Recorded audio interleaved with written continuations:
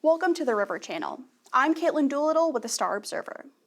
The Hudson Area Senior Center's current survey wants to understand the needs and preferences of the older adult population, so it's asking both people over 65 and their children to take its community interest survey.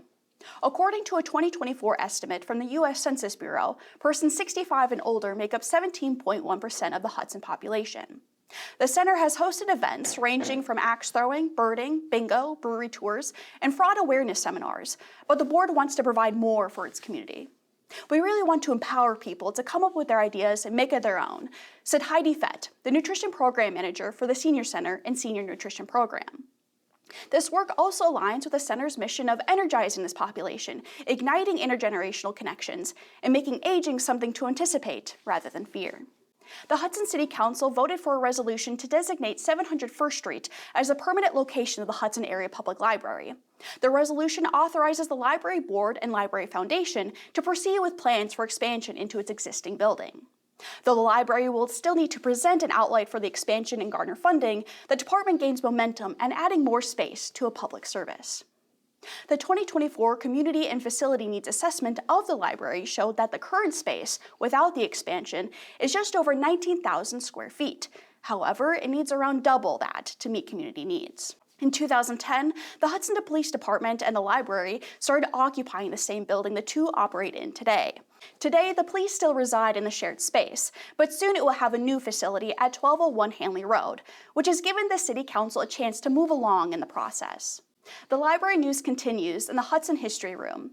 This room garnered enough donation support to digitize its local newspaper archives, leading to the creation of Walk Around the Block, an interactive online map showing how the city has changed over multiple centuries. Clicking on 700 First Street, for instance, reveals the library's current location and the services and businesses that operated at the address before it, including a boxing arena from 1914 and a warehouse once used by Arrow Building Center, a lumber building business from 1919 to 1989. The walk around the block is not fully complete.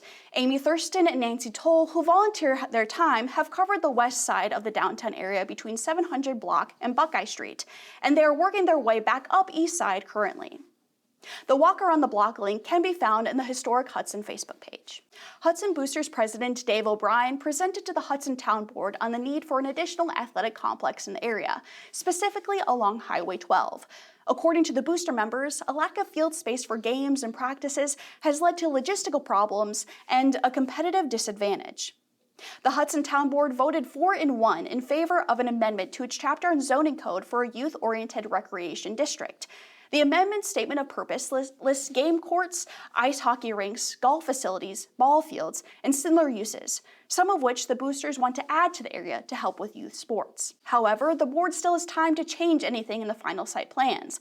The zoning change needs approval at the county level. After that, the boosters will apply to have the property rezoned to a new district, a process that has a minimum of 3 meetings. Then it will apply for a conditional use permit for the complex, which also takes a minimum of 3 meetings. The Hudson's Concert in the Park series will kick off at 7 p.m. on Thursday, June 5th, with talents by Jonah and the Whales.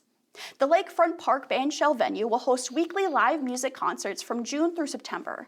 Some upcoming performances include the Minnesota Orchestra, the St. Paul Police Band, the River City Chorale, and the RLB Band. Bring your lawn chairs, picnic blankets, and enjoy the shows. From River Channel News, I'm Caitlin Doolittle.